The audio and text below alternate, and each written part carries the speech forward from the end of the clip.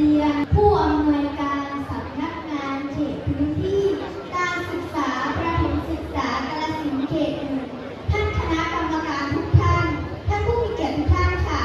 วันนี้โรงเรียนนาบุญราชสงเคราะห์จะมาทำการแสดงลำวงคล้องกล้า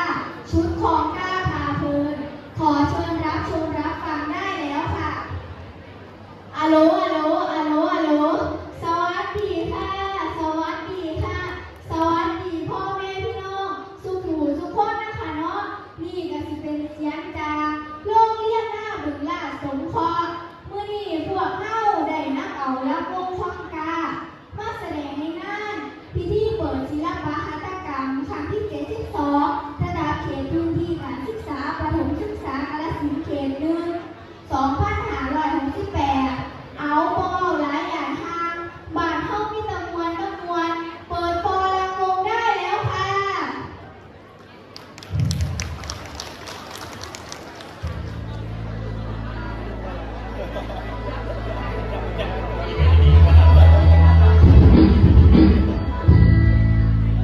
โอ้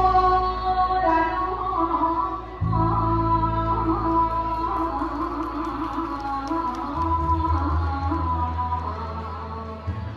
กัน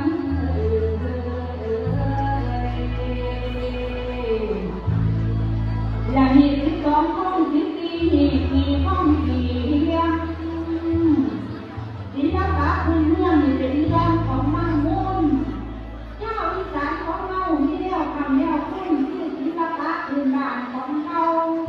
นั่นกว่าเราของเราวันไกลให้ลูกหลานจำขึ้นถือห้อยตาว่าห้อยปูนั่งคนกายคนอยู่ปูกับคนอีสาน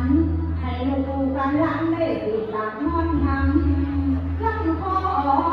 ทุกกา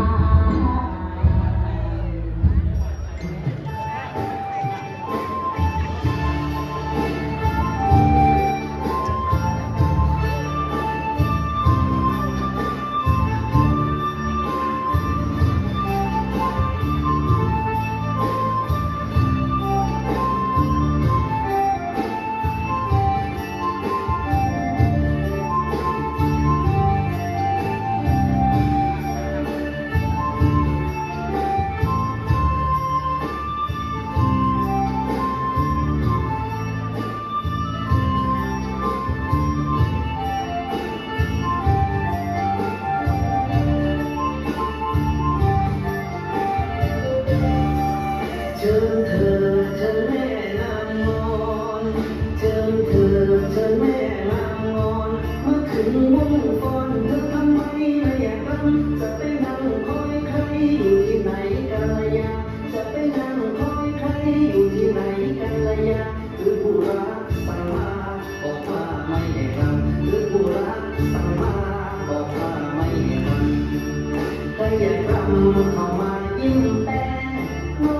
อีแอดับตุยอดมายมมาลีไล่ลมชิดอยากคงกับแสงดาวคิดถึงผู้รักสาวฉันกินข้าวก็ไม่ลงคิดถึงผู้รักสาวฉันกินข้าวก็ไม่ลงรักสาวนางเก็บดอกบัวมาบนบานกราบทานโปรดจงเห็นใจอ่อนวอนสิอ่อนไหวก็ให้สดใสไม่รักให้ยืนมองถูกเอ่ยมาเป็นพยานสาบานว่าจะไม่รักใครสมจิตสมคิดไปเมื่อไร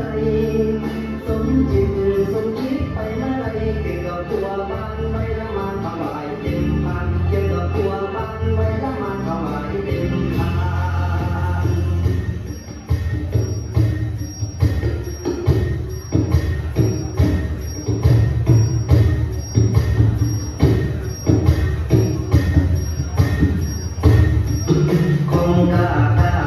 ให้เดิ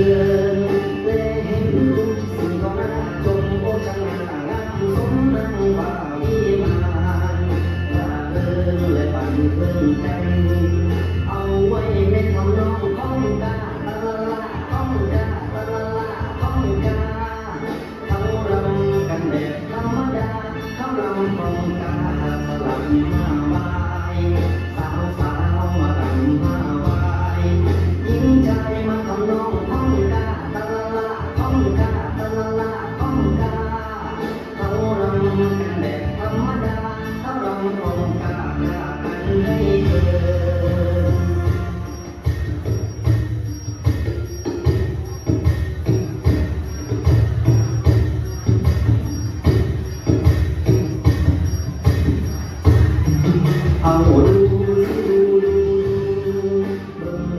เขาลำคงตาเอายาสิยายายา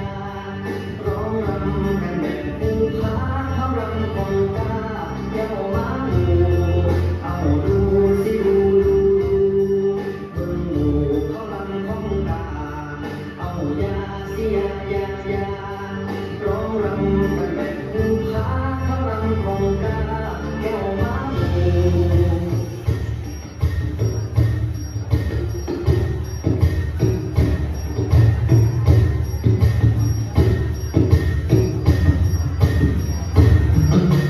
ใครรำสวยกว่าใครใครรำสวยกว่าใครมองไปและมองมารำไปอยู่ในตาผู้นี้รำสวยจริงนะเรียกกรุณาวังหน้าของเธอจริงจริงจับจับจริงจริงจริงจับจับจริงน้องกระดิ่งจับต้นดาวเรืองลมพัดมาพลาพัดไปอย่ารำเข้าไปใกล้นักแต่เดี๋ยวผู้รักของเธอจะไปอะเลเลซอนเลซอนเลซอนอะเล่นเล่นแกนเล่นแกนเล่นแกน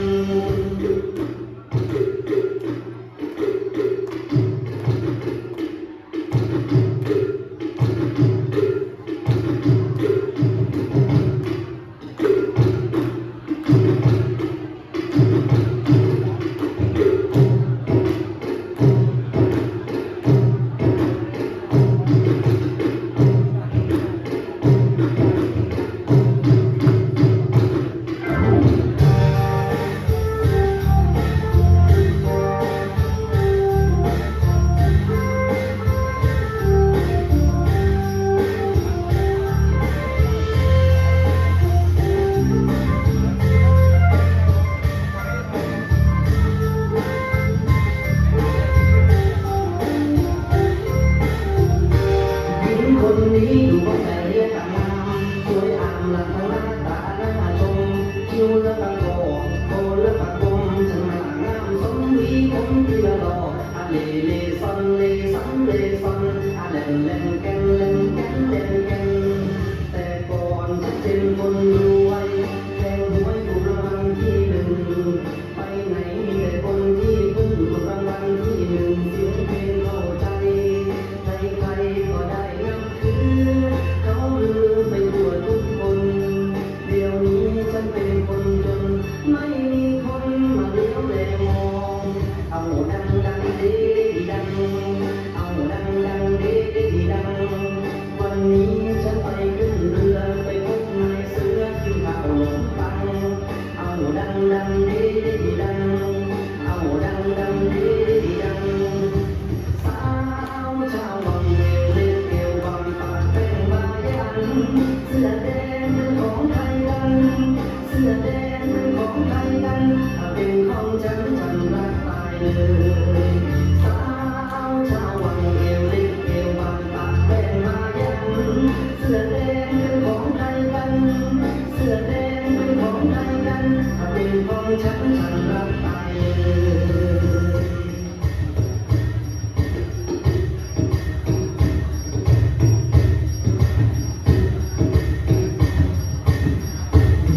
ใครนะวันหนึ่ง